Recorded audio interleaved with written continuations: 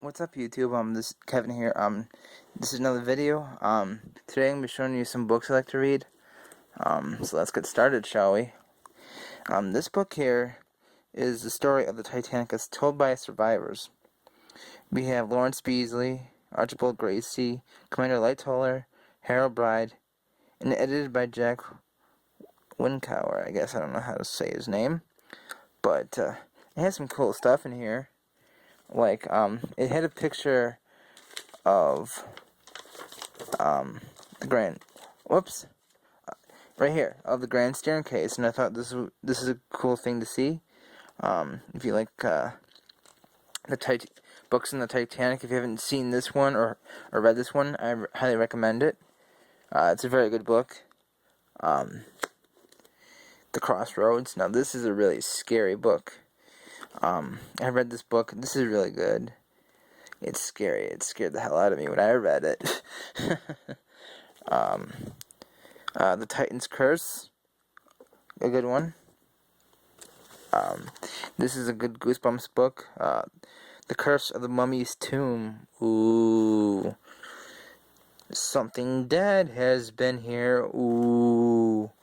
But if you like the Goosebumps books, check them out. If you haven't read them, that's cool. Goosebumps. Attack of the Jack-o'-lantern. That's a really creepy one.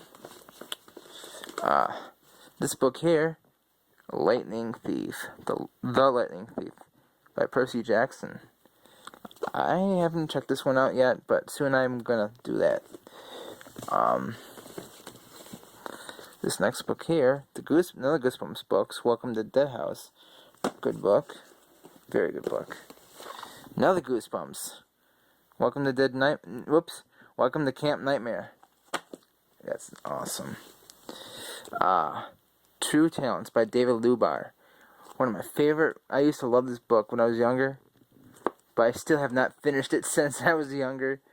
But I read most of it, and I think this is an awesome book. So, yep. I do have some Fear Street books. I have the Overnight,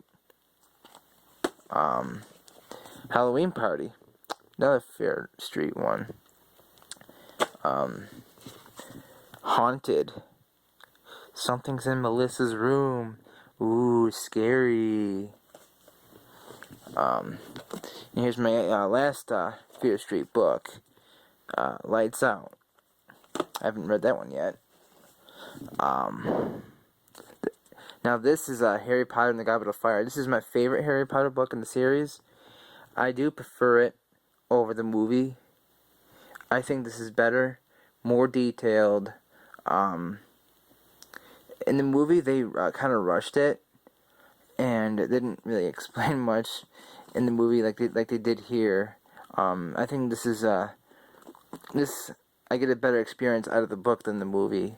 So, right over here, I have all 3 Hunger Games books. The Hunger Games. That's book 1. Catching Fires, part 2. And Mockingjay is part 3. The reason why I'm saying that is because I don't want you to get the books out of order. But I'm not gonna get really into those because I don't want to spoil them on you. But I've read the first book and I liked it, and I'm in the middle of the second book. But I won't say any more. I don't want to spoil it. And I just want to show you guys this really cool thing. Braille books, folks. Yes, Braille books. This book right here is Stone Fox. And as you can see, it is in Braille. And I can read Braille a little bit. And this is what Braille looks like.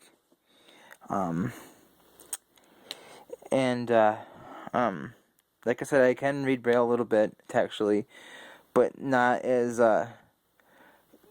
good as my friends can read Braille. They can read Braille better than I can. My friend TJ can read Braille just as fast as I can read print. So, that's Stone Fox. This book right here is Secret Garden. Very good book. I'll put these over here, actually. This book right here is called If You Travel on the Underground Railroad. So, a friend of mine was reading this book, and he told me something, that he read something funny in this book, and I forgot what it was, but he told me that he read something quite funny. And, I should reread this book. So, yeah. Next book in Braille is Phoebe the Spy. And I think this is another good one. Definitely check it out in print if you're interested. This book right here is How to Eat Fried Worms. This is an old book, and I read this in print and Braille, and this is a quite good book. If you're interested, check this out. This is a really good book. These kids dared this other kid to eat a certain amount of worms, and they're fried. And I'm not going to say any more. So, definitely check it out.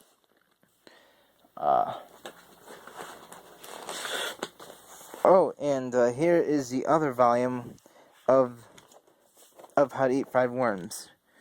And just so you know, if you ever come across a Braille book, look how thick this book is.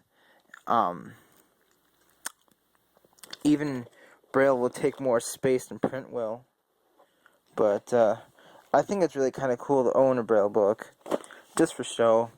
And plus, I can also read it a little bit. This over here is another Titanic book, Lost and Found, by Judy Donnelly. That's the print edition, and I also have the Braille edition. As you can see, it is a little bit thicker. This Braille book right here is Molly Pitcher. This is a good book. What else? Oh, okay. I'm going to show you this. This is like a quick start guide to Braille. And this does really help. This kind of shows you what Braille is and all this kind of stuff. Here's the alphabet in Braille. Numbers. All 26 letters. And alphabetical list of contractions. As you can see, all of these are like a shortened version of these words. So, very cool thing to see. This is the Braille version of that right here, and this is really cool. And one last thing, I can write Braille too, and if you want, I can do a separate review of the Perkins Brailler. So, stay tuned. Hope you enjoyed this video. Peace out and have a good night. Peace.